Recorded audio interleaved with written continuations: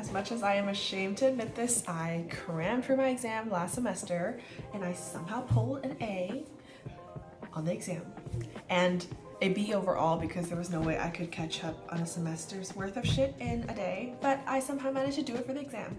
So you can do it too. If you're watching this video, you're probably on a time crunch and stressing, so let's get to it. Step 1, I need you to calm down. At this point, you're probably freaking out, cussing at yourself, regretting everything you did in your life, and wondering why you reached this point.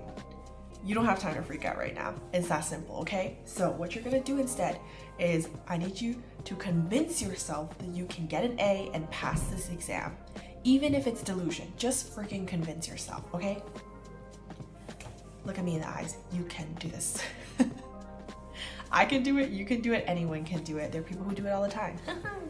This is probably evidence of someone cramming their Orgo exam if I had to guess. That's not me, by the way. Step 2, get all your basic necessities, food, water, coffee, whatever it is that you need, energy drinks. Just don't go overboard, but do not neglect this step. The last thing you want to be doing is passing out on your exam and failing. That would be such an L, and I would be disappointed in you, and you would be disappointed in yourself. Step 3, pull out a practice test and skim it using the following technique. For the questions you think you can do, think about how you're going to do it, think about the procedure, but don't actually do it because you don't have the time, okay?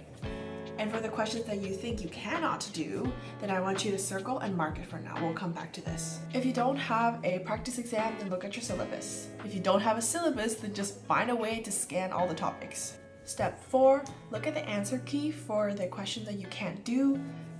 Try to digest it. Think to yourself, can I do it now? Would I remember this for another problem that's similar? If you cannot, then move to step 5. Step 5, look at the questions that you cannot do. I want you to find overarching concepts related to these questions. You will probably be able to group the questions according to the different concepts, okay?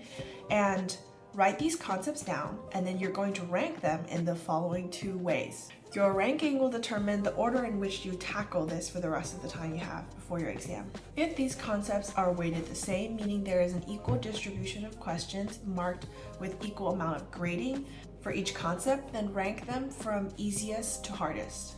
If the questions are weighted differently, then rank them from the highest weight to the lowest weight. For example, let's say you're doing a weird biology exam where there are more questions on horses compared to cats.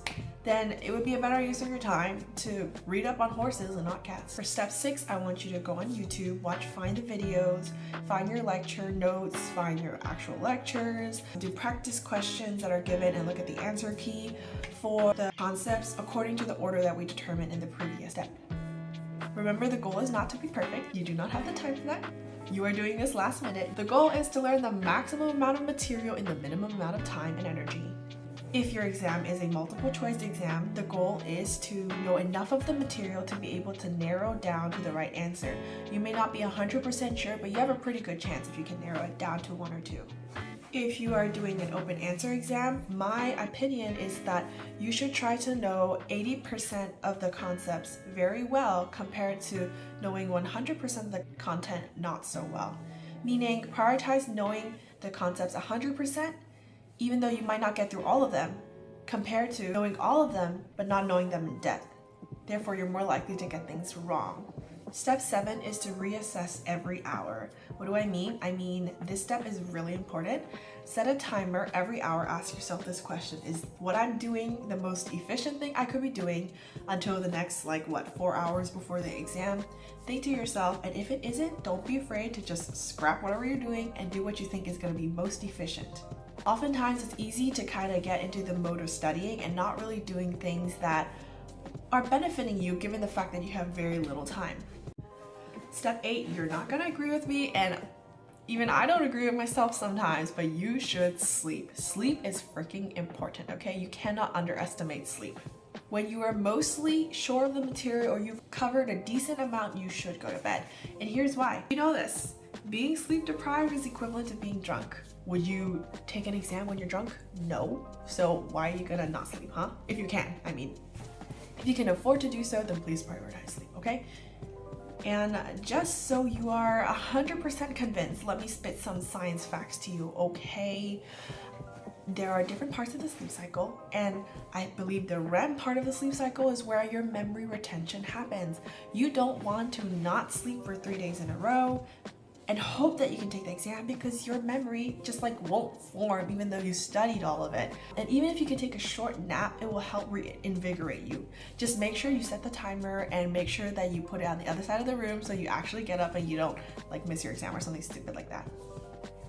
Now go and do your exam, okay? Come back to me when you're done and write a comment. Thank you. And if you have like 2 seconds, like and subscribe. Bye, good luck.